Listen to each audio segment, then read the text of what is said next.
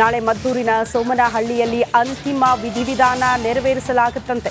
ನಾಳೆ ಬೆಳಗ್ಗೆ ಪಾರ್ಥಿವ ಶರೀರ ಮದ್ದೂರಿಗೆ ಶಿಫ್ಟ್ ಮಾಡಲಾಗುತ್ತೆ. ಕೃಷ್ಣ ನಿವಾಸಕ್ಕೆ ಡಿಕೆ ಶಿವಕುಮಾರ್ ಅವರ ಪತ್ನಿ ಆಗಮಿಸಿದ್ದಾರೆ. ನಾಳೆ ಮದ್ದೂರಿನ ಸೋಮನಹಳ್ಳಿಯಲ್ಲಿ ಅಂತಿಮ ವಿಧಿವಿಧಾನ ಅಂದರೆ ಅವರ ಹುಟ್ಟೂರಿನಲ್ಲೇ ಅಂತ್ಯಕ್ರಿಯೆ ನೆರವೇರಿಸೋದಕ್ಕೆ ಮೋಸ್ಟ್ಲಿ ಕುಟುಂಬಸ್ಥರು ನಿರ್ಧಾರ ಮಾಡಿದ್ದಾರೆ ಅಂತ. ಡಿಕೆ ಶಿವಕುಮಾರ್ ಅವರ ಪತ್ನಿ ಆಗಮನ ಆಗಿದೆ. ರಾಜಕೀಯವಾಗಿ ಬಿಟ್ಬಿಡಿ, ಡಿಕೆ ಶಿವಕುಮಾರ್ ಅವರ ಫ್ಯಾಮಿಲಿ ಮತ್ತು ಎಸ್ ಎಂ ಕೃಷ್ಣ ಅವರ ಫ್ಯಾಮಿಲಿ ಇವರೆಲ್ಲ ಬೀಗರು. ನಾವು ನಮ್ಮ ಮಾತಲ್ಲಿ ಹೇಳೋದಾದರೆ ಬೀಗರು. ಹಾಗಾಗಿ ಅವರ ಪತ್ನಿಯ ಆಗಮನ ಆಗಿದೆ. ಡಿಕೆ ಶಿವಕುಮಾರ್ ಅವರ ಪತ್ನಿಯ ಆಗಮನ ಎಸ್ ಎಂ ಕೃಷ್ಣ ಅವರ ನಿವಾಸಕ್ಕೆ ಬಂದಿದ್ದಾರೆ. ಮತ್ತೊಂದು ಕಡೆ ಸುತ್ತೂರು ಶ್ರೀಗಳ ಆಗಮನ ಕೂಡ ಆಗಿದೆ ಎಸ್ ಎಂ ಕೃಷ್ಣ ಅವರ ನಿವಾಸಕ್ಕೆ. ನಾನು ಆಗಲೇ ಹೇಳಿದೆ, ಬರೀ ರಾಜಕೀಯವಾಗಿ ಅಲ್ಲ, ಬೇರೆ ವಲಯದಲ್ಲಿರೋರ ಜೊತೆ ಕೂಡ ಬಹಳ ಆಪ್ತರಾಗಿದ್ರು ಎಸ್ ಎಂ ಕೃಷ್ಣ ಅವರು ಅಂತ. ಈಗ ಸುತ್ತೂರು ಶ್ರೀಗಳು ಕೂಡ ಆಗಮಿಸಿದ್ದಾರೆ ಅನ್ನೋದ್ರ ಬಗ್ಗೆ ಮಾಹಿತಿ ಸಿಗ್ತಾ ಇದೆ. ಅವರ ನೇರ ದೃಶ್ಯಗಳು ಅಂದರೆ ಎಸ್ ಎಂ ಕೃಷ್ಣ ಅವರ ನಿವಾಸದ ನೇರ ದೃಶ್ಯಗಳು ನೋಡಿ. ಸುತ್ತೂರು ಶ್ರೀಗಳು ಒಳಗಡೆ ಎಂಟ್ರಿ ಆಗ್ತಾ ಇರುವಂಥ ದೃಶ್ಯ ನಾವು ಗಮನಿಸ್ತಾ ಇದ್ದೀವಿ. ರಿಪಬ್ಲಿಕಾನ ನೇರ ದೃಶ್ಯಗಳನ್ನು ಎಸ್ ಎಂ ಕೃಷ್ಣ ಅವರ ನಿವಾಸದಲ್ಲಿ ಏನಾಗ್ತಾ ಇದೆ ಅನ್ನೋದ್ರ ಬಗ್ಗೆ ತೋರಿಸ್ತಾ ಇದ್ದೀವಿ. ಕಾರಣ ಗಣ್ಯರ ಆಗಮನ ಆಗಲಿದೆ. ಅದಕ್ಕೂ ಮುನ್ನ ಶ್ರೀಗಳ ಆಗಮನ ಆಗಿದೆ. ಡಿ ಕೆ ಶಿವಕುಮಾರ್ ಅವರ ಪತ್ನಿ ಆಗಮಿಸಿದ್ದಾರೆ. ಡಿ ಕೆ ಶಿವಕುಮಾರ್ ಅವರ ಪತ್ನಿ ಆಗಮಿಸಿರೋ ದೃಶ್ಯ ನಿವಾಸಕ್ಕೆ, ಎಸ್ ಎಂ ಕೃಷ್ಣ ಅವರ ನಿವಾಸಕ್ಕೆ ಗಾವಿಯಿಂದ ಹೊರಟಿದ್ದಾರೆ. ಡಿಸಿಎಂ ಡಿ ಕೆ ಶಿವಕುಮಾರ್ ಬೆಳಗಾವಿಯಿಂದ ಹೊರಟಿದ್ದಾರೆ.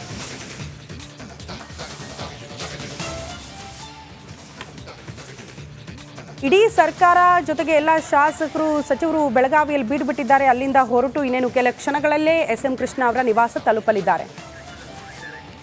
ಈ ಬಗ್ಗೆ ಮಾತನಾಡೋದಕ್ಕೆ ಎಚ್ ವಿಶ್ವನಾಥ್ ಅವರು ದೂರವಾಣಿ ಸಂಪರ್ಕಕ್ಕೆ ಸಿಕ್ಕಿದ್ದಾರೆ. ಸರ್ ನಮಸ್ತೆ. ಎಸ್ ಎಂ ಕೃಷ್ಣ ಅವರ ಅಗಲಿಕೆ ಸರ್ ಹೇಗೆ ನೆನಪು ಮಾಡ್ಕೊಳ್ತೀರಿ ಈ ಹೊತ್ತಲ್ಲಿ? ಎಸ್ ಎಂ ಕೃಷ್ಣ ಅವರು ನಾಡಿನ ಮುಖ್ಯಮಂತ್ರಿಯಾಗಿ ಹಲವಾರು ಜವಾಬ್ದಾರಿಗಳನ್ನು ಅತ್ಯಂತ ಯಶಸ್ವಿಯಾಗಿ ನಿರ್ವಹಿಸಿದಂತ ಒಬ್ಬ ರಾಜಕೀಯ ಮುತ್ಸದ್ದಿ. ಅವ್ರಿನ್ನು ಬರಿಯ ನೆನಪು ಮಾತ್ರ ನಮಗೆ.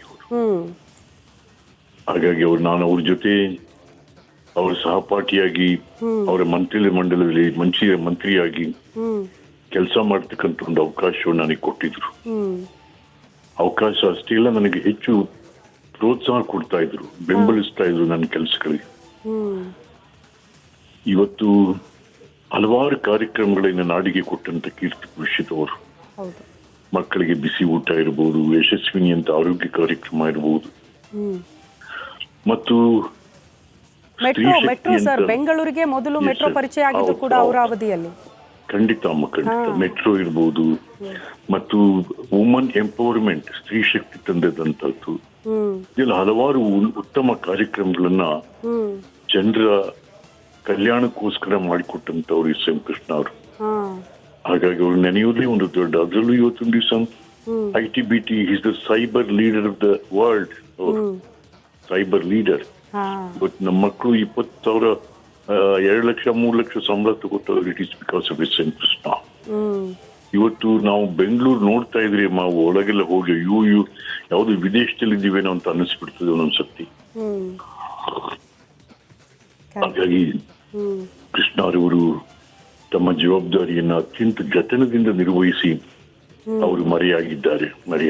ವಿಶ್ವನಾಥ್ ಸರ್, ಒಂದ್ ಮಾತು ಕೇಳ್ತೀನಿ. ಯಾವಾಗ್ಲೂ ವಿಶ್ವನಾಥ್ ಸರ್ ರೆಬಲ್ ಆಗಿ ಕಾಣಿಸ್ತಾರೆ ಯಾವುದೋ ಕೆಲ ನಾಯಕರ ವಿಚಾರಕ್ಕೆ ಸಂಬಂಧಪಟ್ಟಂತೆ. ಆದ್ರೆ ಎಷ್ಟೋ ವೇದಿಕೆಗಳಲ್ಲಿ ನಾನು ನಿಮ್ಮನ್ನ ಗಮನಿಸಿದ್ದೀನಿ, ಎಲ್ಲೇ ಆದ್ರೂ ಎಸ್ ಎಂ ಕೃಷ್ಣ ಅವ್ರನ್ನ ಹೊಗಳಿನೇ ಕೆಳಗಿಳಿತಿದ್ರಿ ವೇದಿಕೆಯಿಂದ. ಅಷ್ಟು ಅತ್ಯಾಪ್ತರು ತಾವಿಬ್ರು ಕೂಡ. ನಿಮ್ಮ ಜೀವನದಲ್ಲಿ ಎಸ್ ಎಂ ಕೃಷ್ಣ ಅವರ ಪಾತ್ರ ಏನು ಸರ್?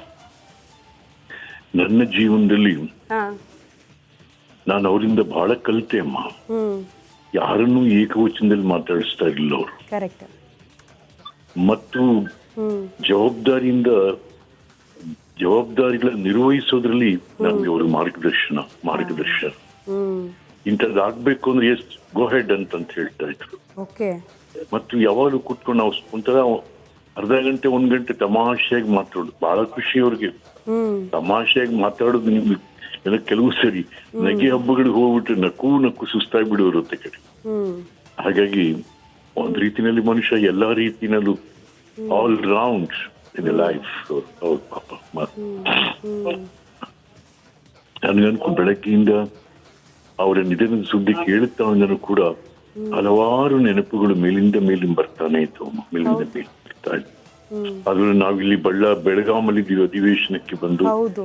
ಈಗ ಬೆಂಗಳೂರು ತಲುಪಬೇಕು, ಹೇಗೆ ತಲುಪೋದು ನೋಡ್ತಾ ಇದೀವಿ ಅದನ್ನ. ಓಕೆ ವಿಶ್ವನಾಥ್ ಸರ್, ಈಗ ಒಬ್ಬೊಬ್ಬರ ಜೀವನದಲ್ಲಿ ಈ ರೀತಿ ಪ್ರಮುಖ ಸ್ಥಾನದಲ್ಲಿ ಇದ್ದವ್ರನ್ನ ಕಳ್ಕೊಂಡಾಗ ಈ ಈ ಈ ಸನ್ನಿವೇಶ ನಾವು ಮರೆಯಕ್ಕ ಆಗಲ್ಲ, ಲೈಫ್ ಟೈಮ್ ಅನ್ನುವಂಥ ಸನ್ನಿವೇಶಗಳು ಸರ್. SM ಕೃಷ್ಣ ಅವರು ತಮ್ಮ ಜೊತೆಗಿನ ಒಡನಾಟದಲ್ಲಿ ಮರೆಯಕ್ಕೆ ಆಗಲ್ಲ ಈ ಕ್ಷಣ, ಬಹಳ ಅದ್ಭುತವಾಗಿತ್ತು ಅನ್ನುವಂಥ ಸನ್ನಿವೇಶ ಯಾವುದು ಸರ್? ಅಯ್ಯೋ, ಬಹಳಷ್ಟು ಸನ್ನಿವೇಶಗಳಮ್ಮ, ಬಹಳಷ್ಟು. ನಿಮಗೆ ಗೊತ್ತಿದೆ, ನಾನು ಹಳ್ಳಿ ಹಕ್ಕಿ ಹಾಡು ನನ್ನ ಪುಸ್ತಕದಲ್ಲಿ ಅವರು ಮತ್ತು ಬಿ ಸರೋಜಾದೇವಿ ಬಗ್ಗೆ ನಾನು ಪ್ರಸ್ತಾಪ ಮಾಡಿದ್ದೆ. ನಾವು ಅವರಿಬ್ರು ಹೇಗೆ ಸ್ನೇಹಿತರು ಅಂತಕ್ಕಂಥದ್ದನ್ನ. ಹಾಗಾಗಿ ಅದೊಂದು ದೊಡ್ಡ ಕೋಲಾಹಲವನ್ನೇ ಮಾಡಿಬಿಡ್ತದ್ದು. ಬಟ್ ಆದ್ರೂ ಕೂಡ SM Krishna, what is there Vishwanath, you have written the reality of my life ಅಂತ ಅಂತಿದ್ರಪ್ಪ. ಅವ್ರೆಂದು ಅದಕ್ಕೆಲ್ಲ ಕೋಪ ಮಾಡ್ಕೊಂಡವರು ಅಲ್ಲ ಅವರು. ಹಾಗಾಗಿ ಹಲವಾರು ಕ್ಷಣಗಳು ಅವ್ರ ಜೊತೆ ನಾನು ಕಳೆದಂತದ್ದು ಅವಿಸ್ಮರಣೀಯವಾದಂತ ಕ್ಷಣಗಳು ನಾನು ಅವ್ರ ಜೊತೆ ಕಳ್ಕೊಳ್ಳೋದು.